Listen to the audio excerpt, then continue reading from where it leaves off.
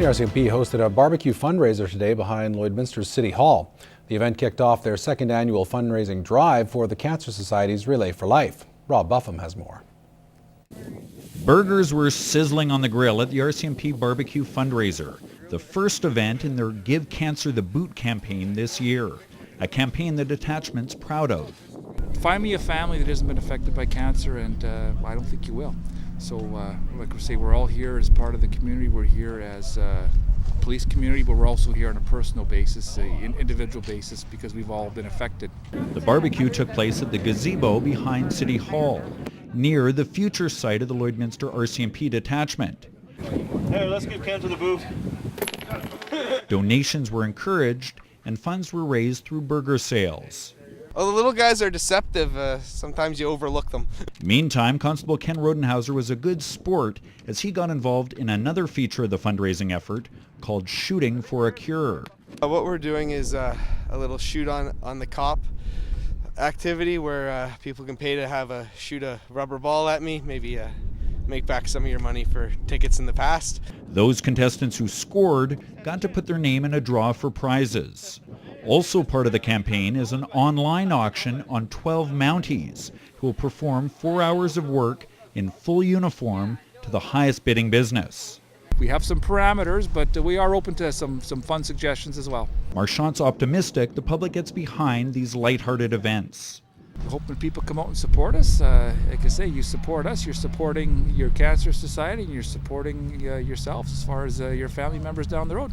This gathering was the first of 3 the RCMP are hosting this spring. The burgers are frying next on Saturday, May 7th in the parking lot behind Walmart, and again on May 14th at the Boundary Ford sale lot.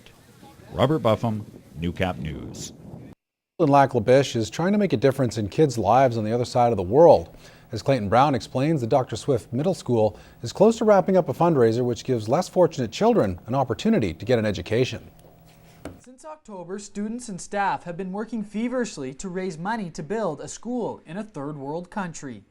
Our leadership counselor, Ms. Goslin, she found it and she ran it by us and we wanted to do it. So we're working with the nonprofit organization called Free the Children to do this. So for the past 6 or 7 months, we've been really working hard at the school to do a lot of fundraisers. Organizers haven't had a shortage of fundraisers. They've done everything from a traditional bake sale to events a little more creative. We've done a duct tape fundraiser where the students got to buy pieces of duct tape and duct tape the teachers to the wall and then rip it off. We've done spare change challenges. We also did a telethon with Big Dog Radio Station that helped us raise around $1,300. A local contest with the Bold Center recently raised another $1,000 for the cause. It was an online video submission contest. You go onto our website, submit a video, explain to the people why you should be voted number 1. With that, you get $1,000 cash.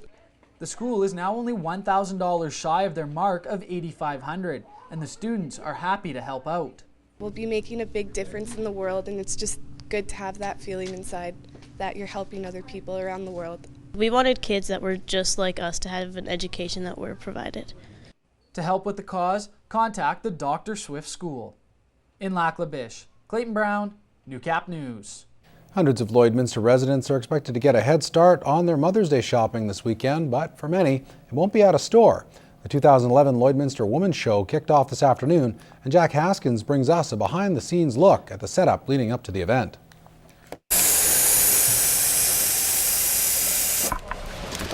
Event organizers and vendors were working feverishly towards the grand opening of the 2011 Lloydminster Women's Show.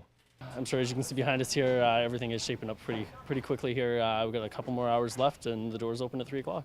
This is the 3rd year of the Women's Showcase, and it has all of the ingredients to be bigger and better than ever. We've got over 90 exhibitors this year.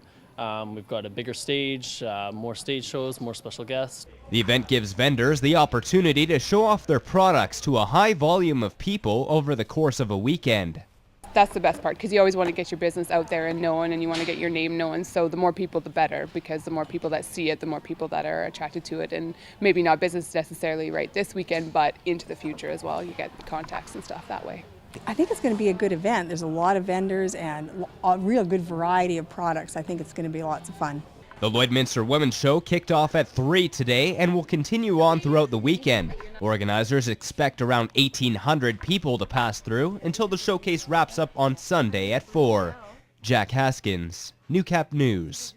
An award-winning Canadian country music artist comes to Lloydminster next week. You can see Victoria Banks live on Tuesday night. Lloyd FM's Heather Cleggis has all the details on this week's What's Happening.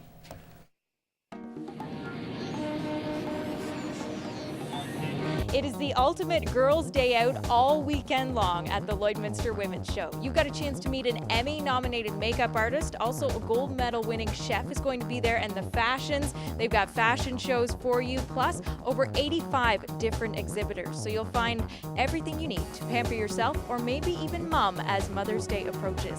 It's on at the Lloyd X Grounds. Saturday, it starts at 10. Sunday, it starts at 11. Coming up on Tuesday night, this is the place where you are going to get to see CCMA award-winning Victoria Banks. She's live in the cafeteria at Lakeland College here in Lloydminster. It's a special show. It's a fundraising show for Relay for Life. Your tickets only $15. They are all ages. You can get them at Accent Lighting, also at Newcap Broadcasting, and by stopping by the Lloydminster Source. It's going to be a great opportunity to meet a fantastic singer, songwriter, country artist, Victoria Banks, on Tuesday night.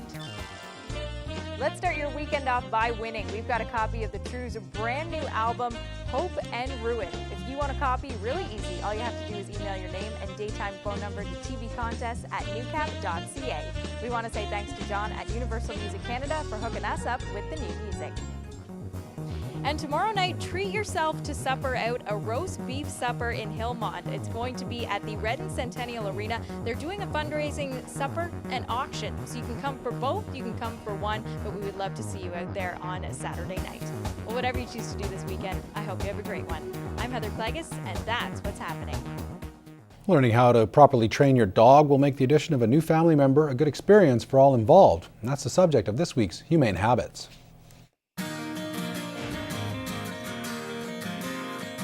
Does this look like a typical scene in your house? Dogs can get into a lot of trouble when left on their own.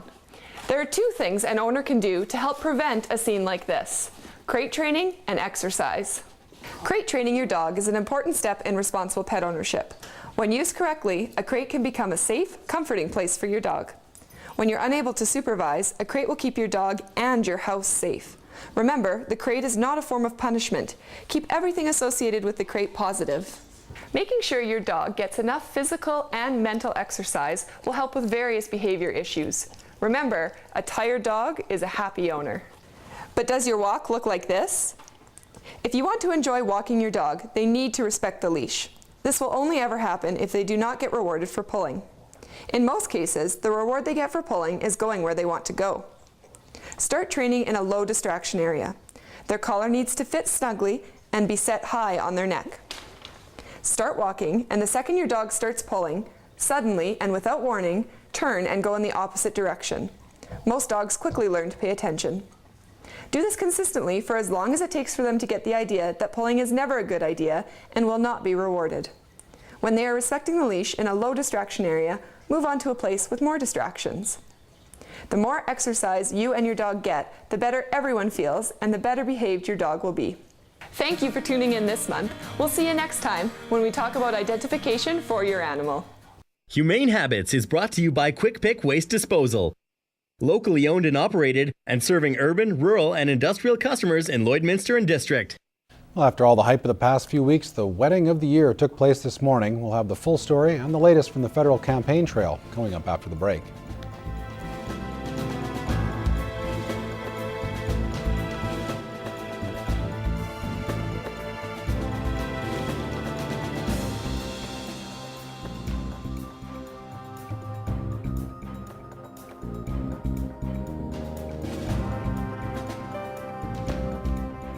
Stocks and oil prices brought to you by Spectrum Restoration. For floods, fire, smoke damage, and more, call Spectrum Restoration, a certified member of the Canadian Disaster Restoration Group.